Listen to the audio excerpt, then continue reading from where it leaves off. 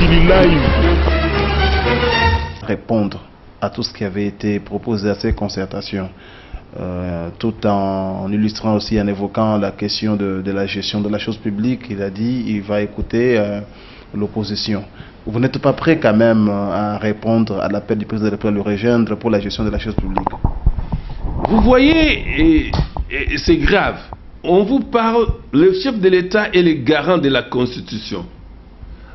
À son temps, il avait tenu les mêmes propos lors de la prestation du serment. Les gens n'ont pas bougé parce qu'ils ont trouvé ça anormal.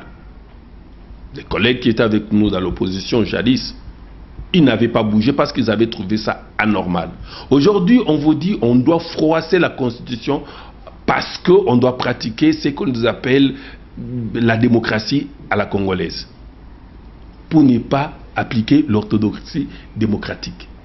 Est-ce que vous comprenez que c'est normal? Non, je vous dis tout simplement que le président et sa majorité se réjouissent d'avoir récupéré ce qui s'est caché dans l'opposition et ont réalisé aujourd'hui la grande majorité qu'il forme et qu'il gouverne. Il a postulé comme chef de l'État. Il a eu un gouvernement parce qu'il avait un programme. Lequel programme n'était pas celui de ceux qui sont à l'opposition aujourd'hui. À cause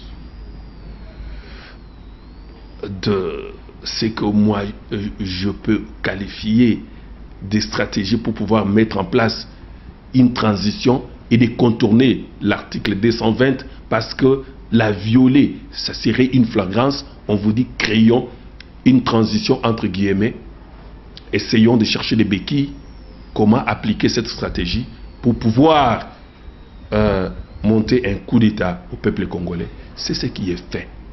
La réponse qui a été donnée sur place, si vous avez suivi avec attention, a eu comme mot-clé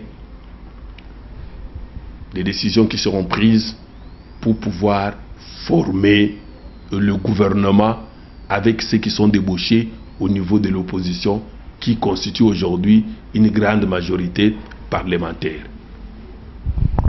Et croyez-vous qu'en mettant en place ces gouvernements, en gérant ensemble avec les soi-disant opposants d'hier, qu'on mettra fin à la crise politique en République démocratique du Congo?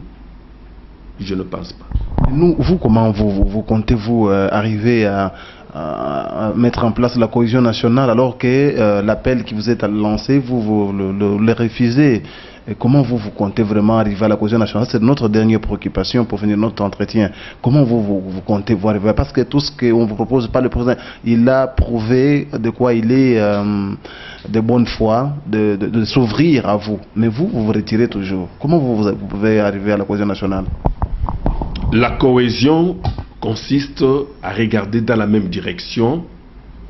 La cohésion, c'est on la recherche avec les gens avec qui vous ne mettez pas d'accord. Dans ces pays, il y a des personnes qui ont prêté serment. Le président Kabila a prêté serment. Tshisekedi a prêté serment. Il faudrait chercher à ce que le président Kabila, le président Tshisekedi, qui représente chacun, la population congolaise, Tshisekedi avec ceux qui l'ont élu, le président Kabila également, qu'ils puissent regarder dans la même direction. Lorsqu'ils regardent les deux dans la même direction, nous tous alors, on va voir les choses dans le même sens. Il ne faut pas prendre que le président Kabila prenne sa classe politique, son groupe là, le groupe qui s'est réuni au Palais du Peuple pour dire non, nous avons créé la cohésion. Mais non, la cohésion c'est entre les gens qui sont en conflit. Les gens qui ne s'attendent pas, qui ne voient pas les choses de la même manière, qui doivent se mettre ensemble pour dorénavant regarder dans la même direction. Vous n'allez pas chercher la cohésion avec des personnes avec qui vous êtes d'accord, vous êtes en bon terme. Non, c'est ça mon problème. Vous comprenez? Le président Tshisekedi dit j'ai gagné des élections. Le président Kabila dit j'ai gagné et la CENI m'a proclamé président de la République. J'ai prêté serment au niveau de la Cour suprême de justice, au niveau de la Cour constitutionnelle, évidemment, donc je suis légalement chef de l'État.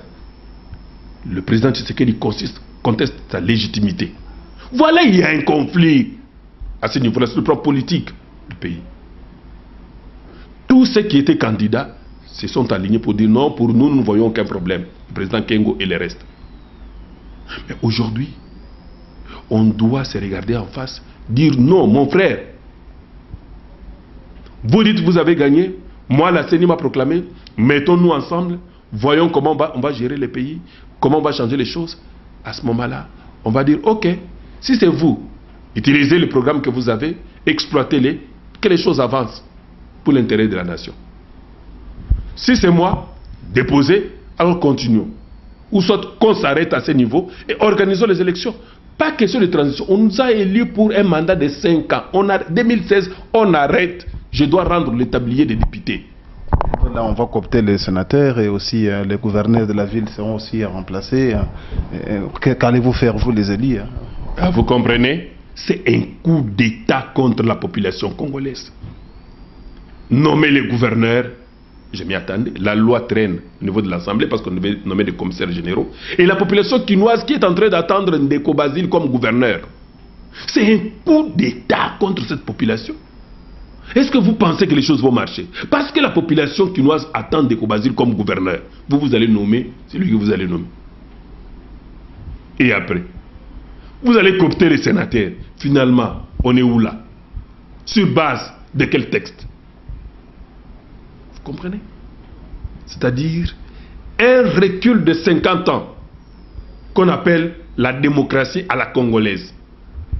C'est inadmissible. Merci. Mikili Live.